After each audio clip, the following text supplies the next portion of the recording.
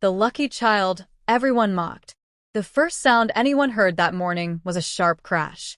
A cart had overturned at the edge of the village market, spilling sacks of grain into the muddy street. People gasped and shouted.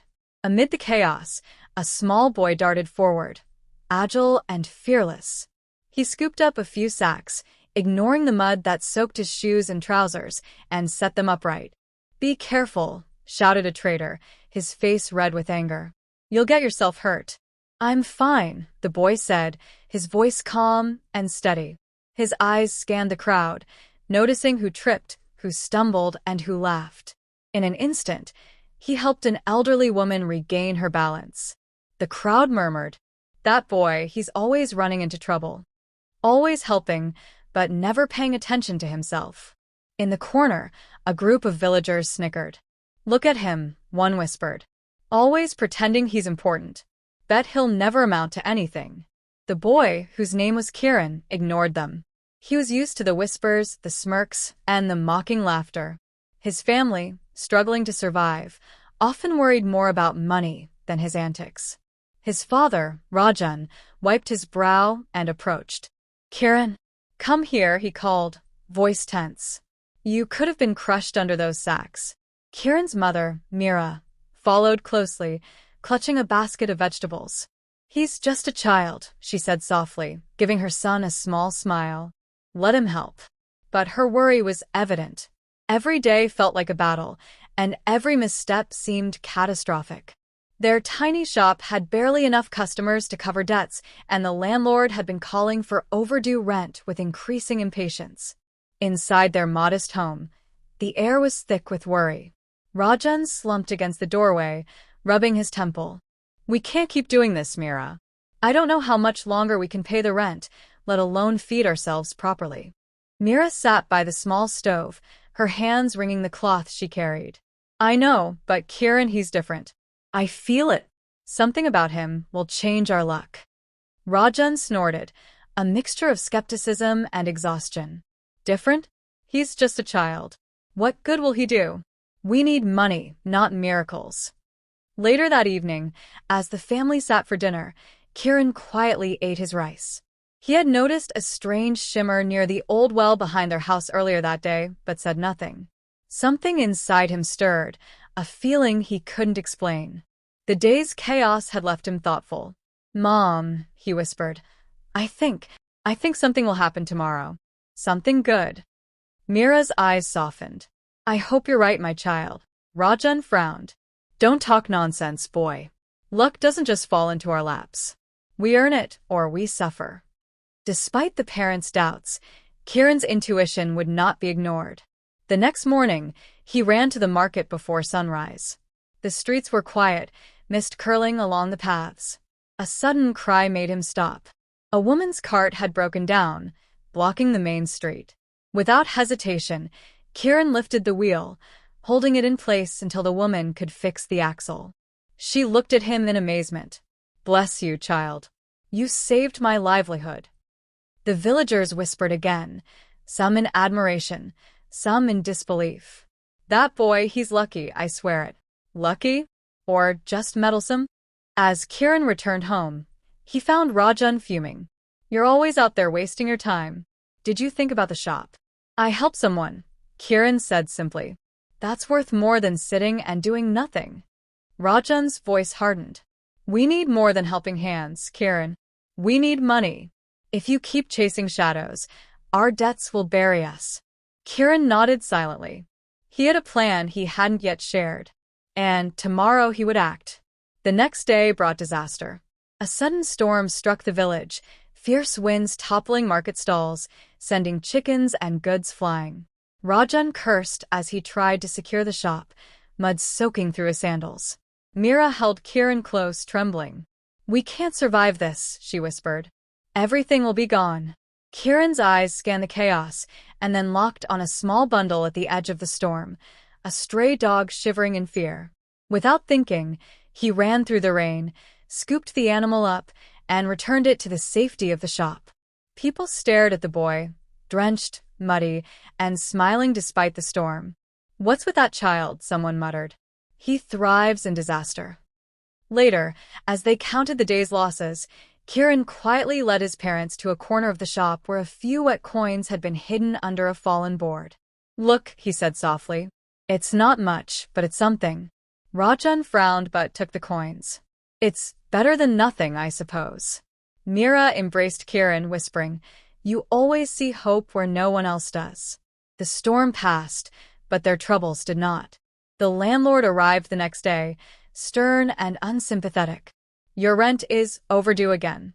7 more days, or the shop is mine."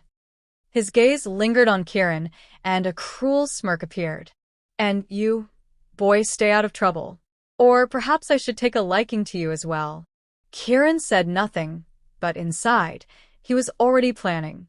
He had overheard the landlord boasting to friends about a treasure hidden in the village long ago.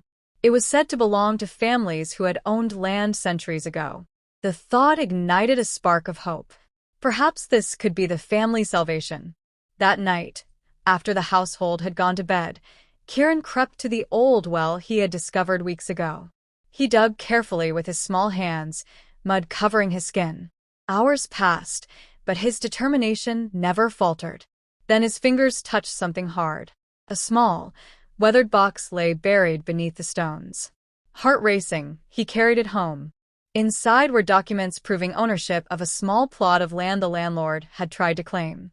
Alongside it, a few gold coins and a note. "Fortune favors those who persevere." The next morning, Kieran presented his discovery. Rajan and Mira stared, speechless. This is ours." Rajan whispered, trembling. We can pay the rent." Kieran nodded. "Yes, father. And we can even secure the shop for good." Rajan pulled him into a tight embrace. You've saved us, Kieran." I mocked you. Doubted you. Forgive me, son." Mira's eyes welled with tears. "Our little miracle," she said softly. Word spread quickly through the village. People who had mocked Kieran for his quiet nature and odd habits now whispered in awe. The boy who was always laughed at, he saved his family. The landlord, furious, tried to contest the documents, but was met with laughter and scorn from the villagers, who sided with Kieran's family. His threats meant nothing now. Kieran's cleverness and courage had turned the tide. Weeks passed and life gradually improved. Customers returned to the shop, drawn by the family's perseverance and the story of Kieran's bravery. Rajan's shoulders grew less tense, Mira smiled more often, and Kieran continued helping the villagers, unnoticed and humble despite the growing admiration. One afternoon, a group of children ran past Kieran, laughing and calling out, "Come play, Kieran." He shook his head with a small smile. "Not today. There's still work to be done." They pouted but understood. The boy who saved his family had responsibilities far beyond his age. At night, Mira tucked him into bed. "Do you know how proud I am of you?" she whispered. "You saw hope when we only saw despair. You were brave when we were scared." Kieran smiled sleepily. "I just did what felt right." Rajan sat beside her, placing a hand on her shoulder. "Our son, he is no ordinary child. Perhaps fortune truly did follow him." The family went to sleep, warm and safe for the first time in years, unaware of the villagers still talking about the lucky child everyone mocked. One morning, as Kieran fetched water from the well, he overheard the villagers talking about him again. "That boy, he is a gift," one said. "He sees opportunities where no one else can." Kieran paused, considering their words. Perhaps it wasn't just luck. Perhaps it was something else, his determination, his heart, and the way he refused to give up. He smiled quietly, taking a deep breath of the crisp morning air. Later, in the shop, a wealthy merchant arrived unexpectedly. "I've heard about the boy who saved his family," he said, eyes bright. "I would like to hire him. Perhaps he could help me with trade matters. I'm willing to pay handsomely." Rajan's jaw dropped. "Kieran," he shook his head, laughing in disbelief. "You continue to amaze me." Kieran looked at his parents and shrugged, modestly. "I just try to help." Mira hugged him, whispering, "You're more than a blessing, Kieran. You're our miracle." The merchant nodded. "Opportunity favors the brave." Days turned into weeks, and the family's fortunes steadily improved. Kieran's name became known across the village, not as a strange or meddlesome child, but as a clever, kind, and fortunate boy.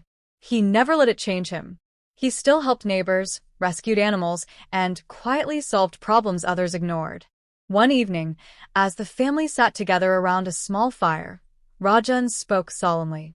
"Kieran, you've shown us something important, that courage and goodness are more valuable than gold. You've saved us in ways we can never repay." Kieran looked down at his hands. "I just did what I could. I think everyone has some luck. Sometimes it just takes one person to see it." Mira smiled. "And sometimes that one person is our child." Rajan raised his hand.